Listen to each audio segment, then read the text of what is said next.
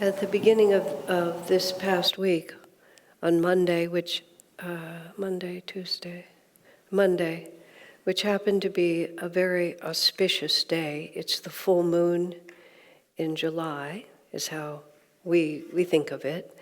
And it's what's called Guru Purnima in India. It's one of the most sacred holidays in which all devotion is offered to the spiritual teacher who is the key to everything.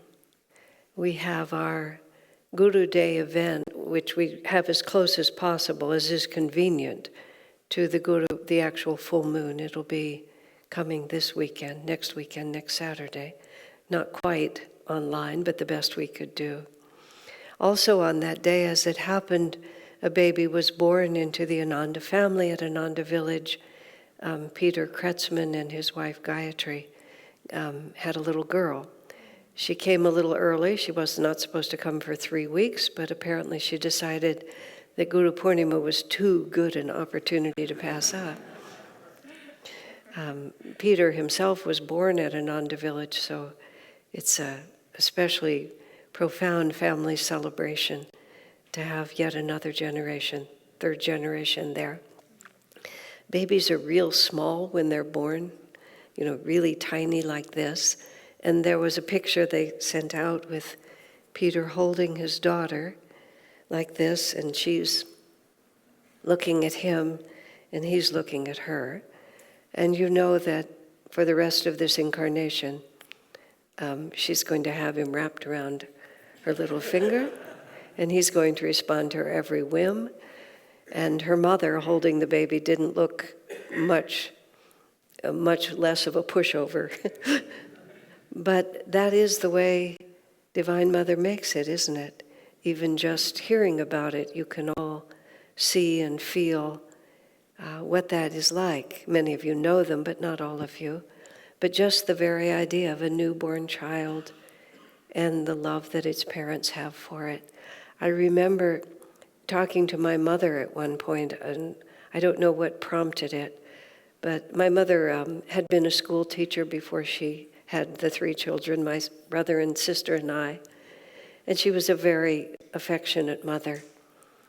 And I asked her in some context what the best part of her life was.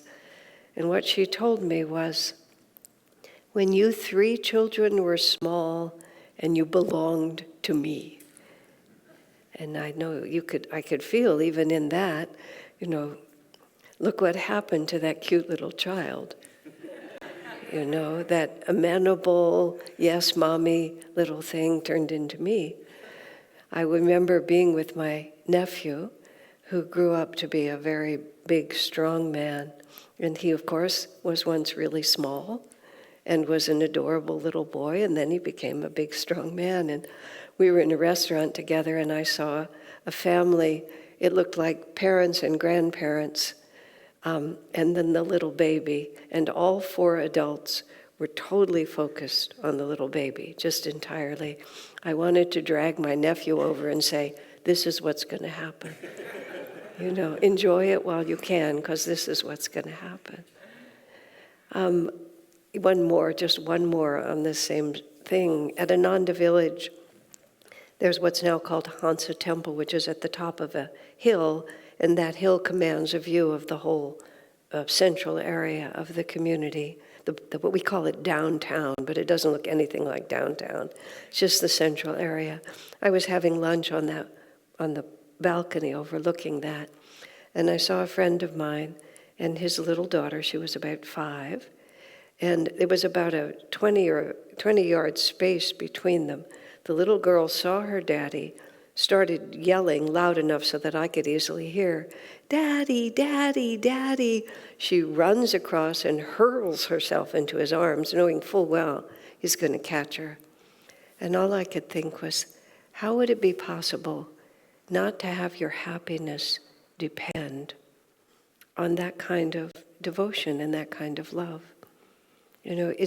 We talk in life about feeling the divine behind everything and loving for the sake of the divine, not becoming caught up in the form in which things express. But oh my goodness, Divine Mother did not set up a world in which that is easy, is it?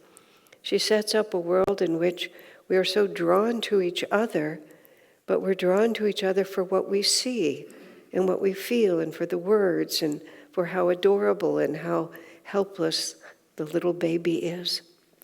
I had a strange karma in my first few years at Ananda Village, my first 10 years actually.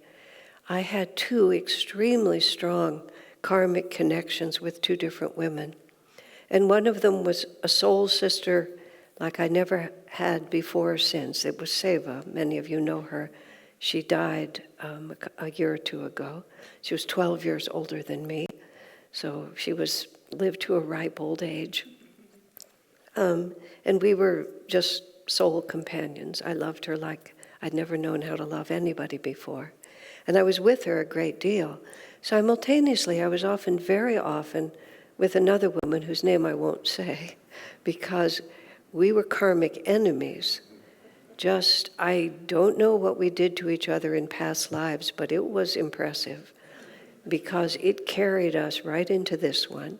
And she was a deeply sincere devotee and totally dedicated to this path. But nonetheless, she just barely had to breathe to make me terribly upset with her and totally justified in my annoyance. And she shared that experience with me. We were constantly like cats, so badly that Swamiji on more than one occasion had to intervene. So I was very, very early on the spiritual path, and I hadn't yet practiced discrimination as Lahari was reading it to us today, but I was in there pitching, I was trying. So I knew that I was supposed to be even-minded and cheerful at all times, and yet I was exceedingly elated by one and utterly aggravated by the other. So there was this great difference. So I came up with what to me at the time seemed like a really bright idea, that I needed to equalize these relationships because it was the extremes that was causing me so much trouble. So I said to Swami, it's not so much that I dislike this one, it's that I love this one too much. Swami was generally very delicate with me because I was vulnerable at all times during those years. But my recollection is, he said, that's the stupidest idea I've ever heard. And if it wasn't those exact words, which he did speak to me on another occasion also, I don't remember now what the occasion was, but I believe this was the first time. That's the stupidest idea I've ever heard. He said, Master's intention in giving us these great love affairs, in whatever form they take, romance, friendship, parent-child, child to parent, is to teach us our capacity for loving and to show us the joy of that utterly selfless giving of ourselves for the welfare of another, where one would willingly, without hesitation, give up one's life for the sake of the one that you love. Just effortlessly one would do that, because that's where we're going. But that kind of loving, and so it's not at all, of course, that I should bring the top down, I should bring the bottom up, and learn. But as long as we're always thinking about what you're like, what my preferences are, this is the kind of person I like, this is what I want, you treat me this way, if we're always weighing and measuring, the word Maya, which is the magnificent Sanskrit word for the fact that we look at this world and see a false reality, delusion. Sometimes they speak of Maya as the measurer, which is a very interesting and subtle way to say it. They're always measuring. How much will I give to you? What am I risking by giving to you? How can I make sure that I don't get drained, but that I also get fulfilled? It goes on and on and on We're always weighing and measuring because we're vulnerable inside ourselves, isn't it? Because we walk in this world with this desire to feel joy at all times, but we measure how we give it, and we're only even able to give it when it's drawn out of us in a certain way.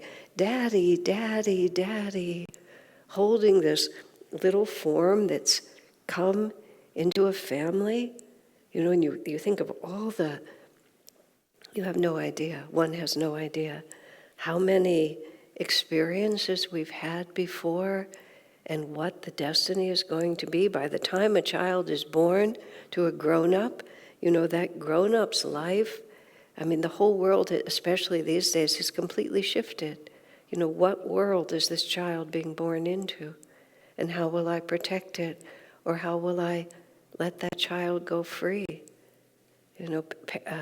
Parenting is the most intense kind of love. The Vedas say, interestingly, that the closest human relationship is between a mother and a son, that the dynamic of that relationship brings the souls closer together than any other. This is just, I'm quoting scripture. I can't defend it or speak of it, I just know it's true. It actually came out interestingly because a friend of mine was pregnant with a male child. And even though she loved her husband, during the pregnancy, she didn't like him very much. And it was a terrible dilemma that she was experiencing. And Swami then, that was when he quoted the scripture, sometimes a male child in the womb of the mother wants the mother only for itself and projects an energy that wants the father not to be around. Even if the child grows up with a loving relationship with the father, during that time it wants the mother only for itself. We have no idea what's really going on in this world. And that is the great challenge. Now, our affirmation for today, especially the words that Lahari was reading, it makes it so simple. Discrimination is to measure every idea against divine truth, against the highest that we can understand of that which is. And every choice that we make, every inclination of the heart needs to be measured against that. And the other part of it, which, in a couple of paragraphs, we can't tell the whole story, but then we also have to be authentic and realistic about how close we can come to that. This is this wonderful word that Swamiji has given us, which is a word well worth contemplating, which he says, all spiritual growth is directional. And it's not in the way that we look at this world, especially in the Western mind, is very much about either or. It's either black or it's white. And we often get quite confused just trying to make it either or, that this is right and that's wrong, when in fact this is less wrong and this is more right than something else. But it's not always that everything we do can reach that perfect standard. So what we have to ask is simply, how can I be better than I was?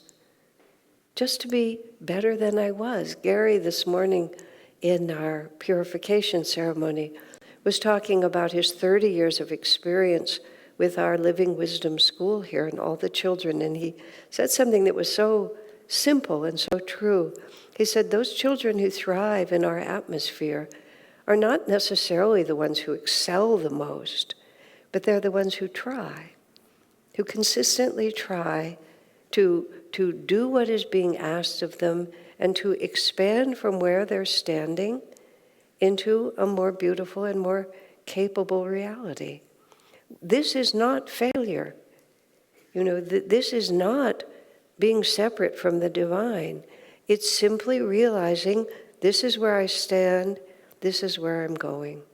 And how can I be a little better? How can I love a little more? How can I be more of the ideal to which I aspire? Swamiji told us at one point in a conversation, I don't think it was written. He said, if you judge yourselves, and then he said, which I don't recommend, which I love that, just sort of parenthetically. If you are inclined to judge yourself, he said, you are energy in motion. This is one of the things we have to understand. This form that we apparently have, well, it's energy in motion. You know, the form that I have today is not the form that I had yesterday. I remember, speaking of mothers and children, just one of those images of childhood. My mother had all of us children when she was in her 20s, so she must have been in her early 30s when I had this memory, which from this perspective is really young, but from the perspective of being 4 or 5, looked pretty old. And I remember my little foot next to her foot. And I remember thinking how sort of aged her foot looked, how old her foot was. And the actual word is worn out and horrible, is sort of how I thought about it. And my new little foot. You know, everything about a child's body is so new. But it's the same form. That body that I was living in when I was a child, this is the same one. I haven't traded it in, but the form is constantly shifting, isn't it? Who am I? When you just use the pronoun I, what am I really talking about? Me on my best day? Me on my worst day? Me in meditation? Well, once I had this experience with Swamiji this was when Seva and I were with him one evening. And I think she was giving him a head rub, something he was face forward, and I was just sitting over here. And there was just the 3 of us in the house. And he said, is Asha still here? And I said, and I was behind him out of sight. I said, yes, sir, I'm sitting over here. And I had fallen, risen. I say fallen because it was no action of my own. I was feeling extraordinarily peaceful and uplifted in Swami's presence, which I always felt better than I did when I wasn't with him. But this was a very notable, different state of consciousness. So he said, and I spoke and I said, I'm here. He said, why can't I feel your consciousness? I said, sir, because it's quite a bit calmer than it usually is. And he shut his eyes like this, and then he said, oh yes, there you are, just like that. And it was so fun with him because he saw our forms. He saw what we looked like, but he was remarkably, he very little defined us by what he saw. Another delightful moment was when he was walking down the street with Nirmala, who occupies a female body. And he was walking down the street, and there was a very unattractive dress or some extreme something in a window, a mannequin dressed in something. And he turned to her and he said, if you were a woman, would you wear that? And Nirmala said, well, as it happens, sir, I am a woman. And no, I wouldn't wear it. But it's like, and he also, there was one, I told this story in my book about him, the first book. This couple was separating within the community. It was very sad, but their marriage hadn't worked out. It had always been a bit problematic. And a few months earlier, I had gone shopping with that woman, I think to buy her husband a present, her then husband a present. And I saw a shirt that was a particular color, and I said, this would be wonderful for him. It's the same color as his eyes. She said, is it? Meaning she was telling me she wasn't sure what color his eyes were. And I just filed that away. I didn't know what to do with it. Then we're having dinner, and there was a group of us at the table. And we had just unfortunately heard that they were separating. And I said, I went shopping with her, and she wasn't sure what color her husband's eyes were. That didn't seem to me like a promising sign. And there was this moment when you were with Swamiji a lot, you learned to read the silences. Sometimes the silences were telling you that there was something you needed to pay attention to. And whereas everyone else at the table just, made the obvious remarks, just like me, there was an odd silence from Swami. And after we had finished, he said, I have no idea what color people's eyes are. He said, I never look at their eyes, I look through them. And obviously the eyes are the window to the soul. Swamiji said he could just glance at someone's eyes and he could see their whole consciousness like that. Just one glance, he said. So he was relating always to consciousness. Why aren't you here, Asha? I can't feel your consciousness. If you were a woman, all these things that are so ordinary to us. And Seva, as it were, who'd been Swami's close co-worker forever, she happened to be sitting next to him at the table. And he said, Seva, for instance, he said, I have no idea what color her eyes are. And she had these huge brown eyes. It was like the first thing you saw. I don't know what color her eyes are. And so he kind of looked at her. It kind of changed his perspective, and he looked like that. He'd been looking at this woman for, 15 years at that time. Saw her almost every day. Oh, he said, they're brown. There are many times, of course, in my life with Swamiji above all, but many times when I realize that what we're trying to do here is so different than what we think. We're not just being a better iteration of the one that I already am, like this. We're trying to completely disintegrate all this that we call ourselves, that we're so proud of, that we're so busy working with. We're supposed to recognize what we really are. This is what Jesus said to his disciples. I am the vine. You are the flower, the leaf, the fruit.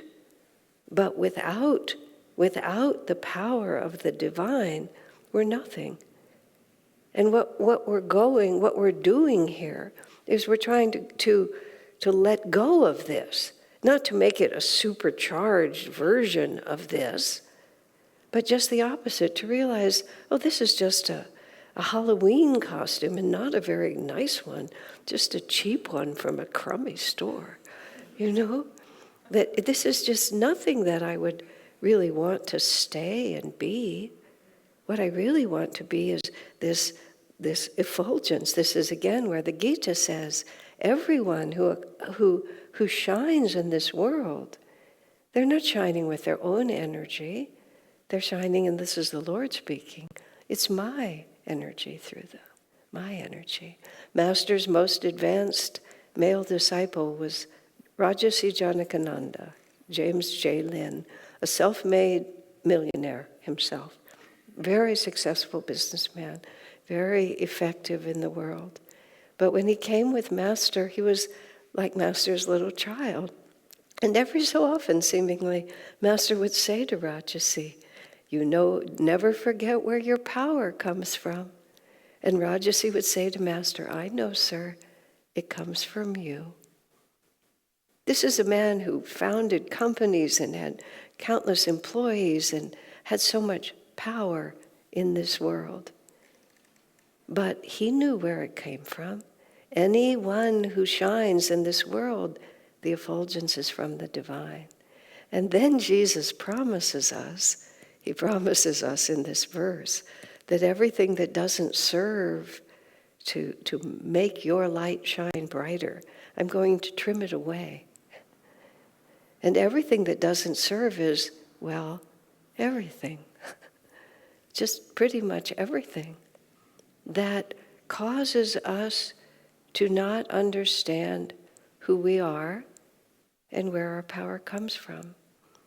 But what we also have to understand, and this is the only way that we can live happily in this reality, is that all of this love that we feel, the way a parent loves his child, the way Peter held his little daughter and Gayatri held her little daughter, and you could just see and feel in this tiny little photograph, just so much of the divine light shining through us. Why does God give us these opportunities to love? Why did I had such a dear and I have such a dear and wonderful soulmate friend like that, so that I'll know what is possible. And it's to give us a taste, just a little bit of a taste of what it would be like to really just live all the time in that flow of energy, to be that free, to be that fearless, to be that unconcerned about what happens to me. If we are one with the infinite, if we are the vine, if we are just the tip of it. I saw, walking through our community yesterday, right near where the manager's office is, there's a couple of rose bushes, and there was a largish bush with a very tall stem and a really bright, beautiful red rose at the top. And there weren't many other blossoms on that bush at the time. I felt like this one wanted, just to be itself. But you couldn't separate that beautiful flower. There was no place that you could separate it from the rose bush itself. You couldn't have the rose, even though when you looked at it, what you saw was the rose, but you couldn't separate it. I was looking at this huge tree. Having lived in this community for decades, I often take the same walks, and I was walking just to the park there. And there was this huge tree, beautifully shaped, like this, big, strong trunk, very strong tree. And it stops at the ground level. This is so obvious, but I'd never seriously thought about it in the same way, that what gives it its power is what you can't see. Because in order to support all that strength, it had to also go deep into the ground, because otherwise it would just fall over. And so what happens to us is that if we think that what we can see is what we are, and we try so hard to get our power from this point of view, we're always nervous. Whether it rises to the conscious level or not, but we're always nervous. If my happiness depends on how you feel about me, on how I accomplish in the world, whether I have money to do what I want, whether I still look young and beautiful, or whatever it is that we're trying to be, we're balanced. We're taking this huge thing, we're trying to just balance it like this. And even if we can kind of hold it briefly, we're so vulnerable. Just one little loss and we're just over.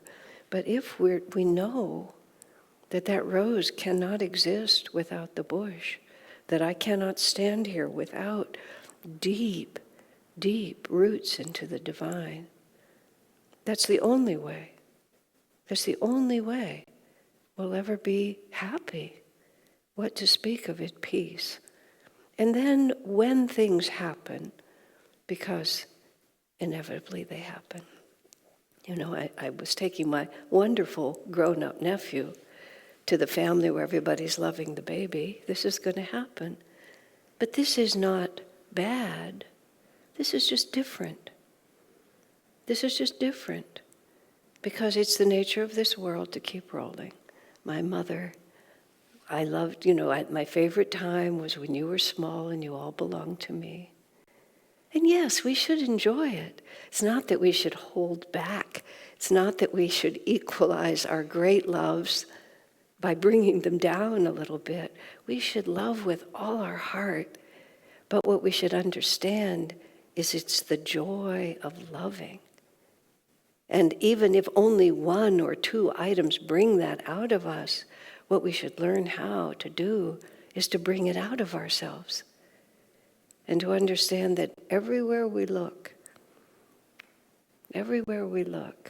where is God not present? Yes, sometimes he's more annoying than he is in other forms. That's a fact. And sometimes the love is sweeter than it is at other times.